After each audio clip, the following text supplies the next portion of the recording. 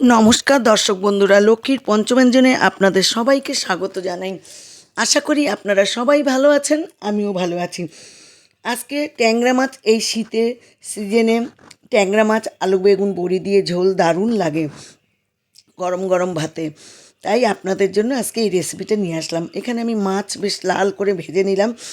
মাছে লবণ, হলুদ, কাশ্মীরি লঙ্কার গুঁড়ো মেখে নিয়ে তেলের মধ্যে বেগুন আলু দিয়ে দেবো, ভাজা ভাজা করব। জিরে, ধনে, কাশ্মীরি লঙ্কার গুঁড়ো, এমনি ঝাল লঙ্কার গুঁড়ো, কাঁচা লঙ্কা, আদা বাটা দিয়ে দেবো,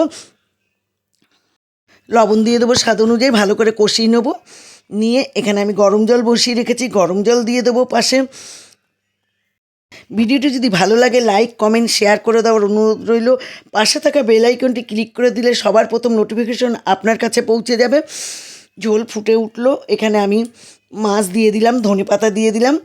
আমার চ্যানেলে নতুন সদস্য হলে চ্যানেলটি অবশ্যই সাবস্ক্রাইব করে দেবেন। নমস্কার।